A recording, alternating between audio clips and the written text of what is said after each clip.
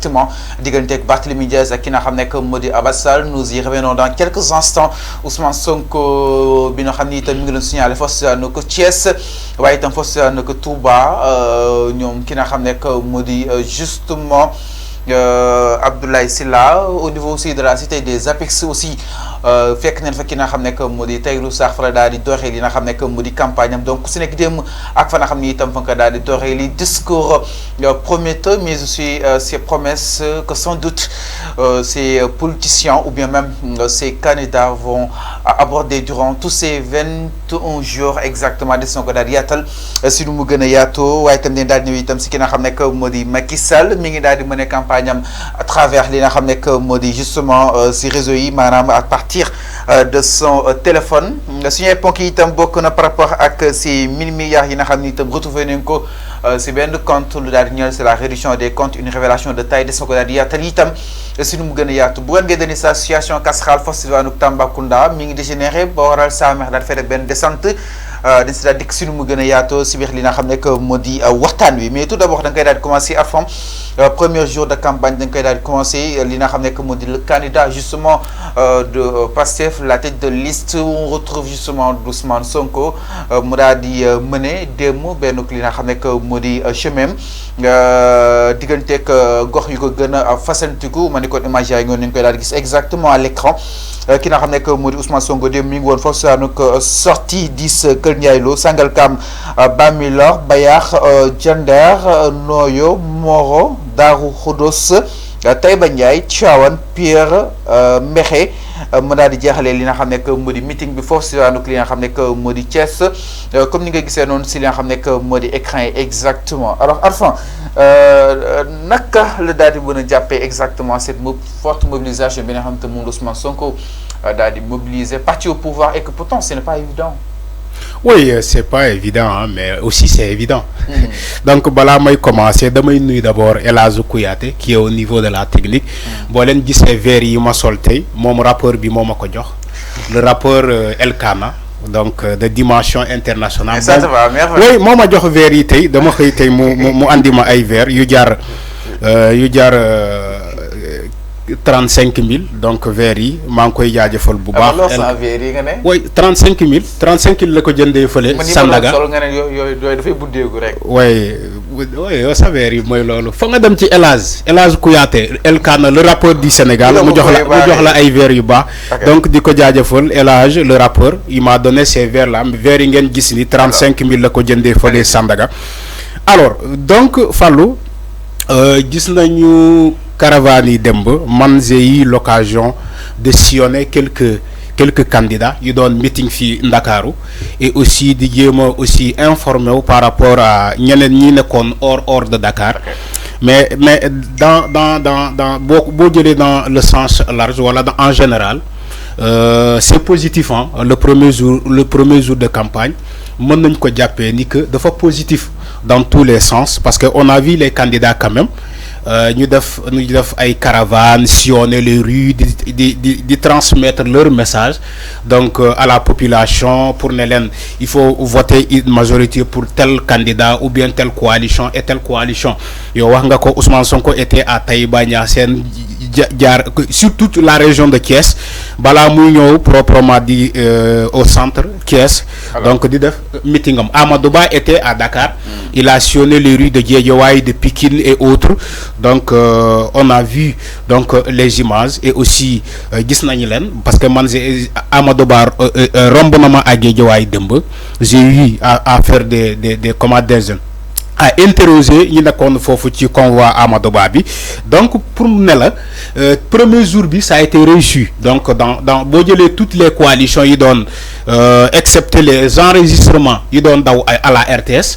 da ngay gis tout est positif. Tout est positif. Revenant si ki nga xam ne que moo di justement peut-être Ousmane Sonko démb naka nu ko daal analyser enfin concrètement comme vous le voyez justement dans ces images peut-être tout est positif waaye Ousmane Sonko démb peut-être premier jour bi wala na boppam bu baax a baax en termes de mobilisation. Oui, Ousmane Sonko en termes de mobilisation Ousmane Sonko tu peux dire que peut-être lawoon fawoon. lu mu doon remobiliser lu mu doon mobiliser ci ay troupes il la wane na ko. mais amul bés à fond. non amul non non xam nga am na ñit yi taxaw dinaa non Pastef ñi ñi bàyyi nañ leen wala Ousmane Sonko ñi ñi commencé nañ di ko bàyyi mais d'après tout ce qu'on a vu des images c'est comme si Ousmane Sonko dara changé wul bu yokkulee sax wàññeekuwul parce que on a vu ay vieillards ay paa yu béjaaw di daw di buuxante ci mbooloo mi pour gis Ousmane Sonko on a dañoo gis ay maire di daw ci mbooloo mi pour gis Ousmane Sonko ce qu'on a vu dans la région de Thiès Ousmane Sonko drainer ko ci ay foule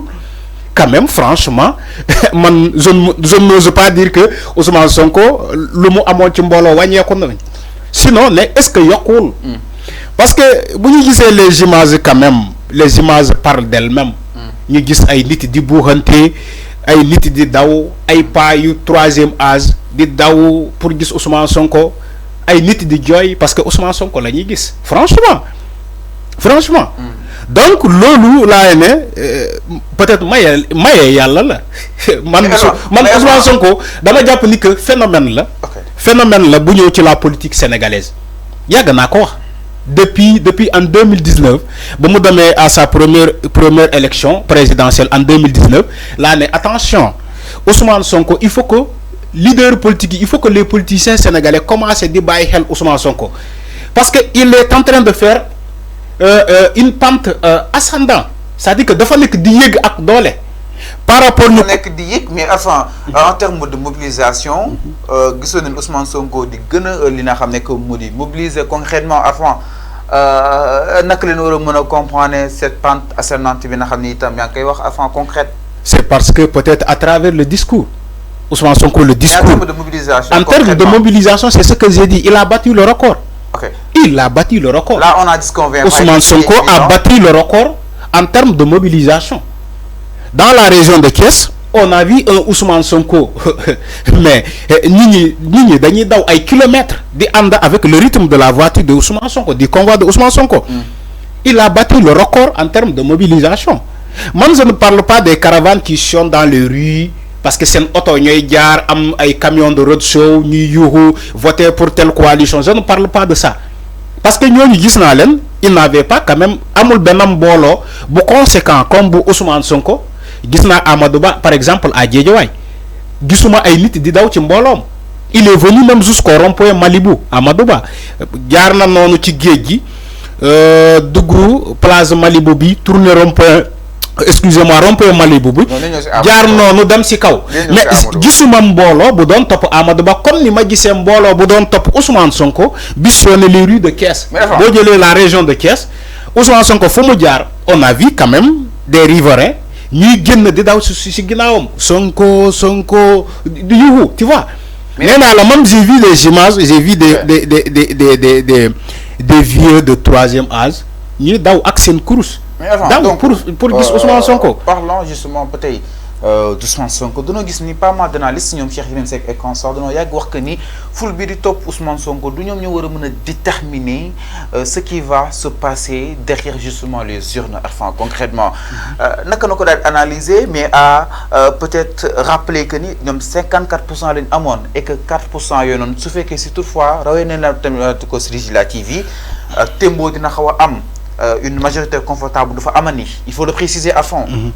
Alors sëñ Fallou xam nga loolu ma defe naa sa maak yow werante nañu fii en 2024 bi ba ñuy ne mbooloo bu ñu gis ci meeting Ousmane Sonko yi la majorité c'est des jeunes amuñu carte d'identité ma ne la ñoom Cheikh Yérim Seck di ko wax yoruñu l'indice démographique du Sénégal bay xam ci mbooloo bi nga gis ni nga ràññee ku am carte d'électeur ak ku amul carte d'électeur yow nga gis mbooloo taxaw ci meeting Ousmane Sonko. Mais il y a beaucoup de jeunes quand même. Non mais les jeunes comment déterminer le fichier électoral. Non l'âge exactement c'est important oui, parce que aussi oui. Le fichier électoral doit déterminer ces jeunes qui sont présents mais sauf que sur place. Sauf que élection présidentielle 2024 ñëw na weddi ñoom seen chiffre. Mais à rappeler que ni fichier électoral bi tijjiwaatuñu ko. dama ne tijjiwaatuñu fichier bi. ñu fii taxaw dinaan Ousmane Sonko ñu ko topp yëpp ay xale lañu. Il faut rappeler que Ousmane Sonko les a battus en premier tour avec 54,28%.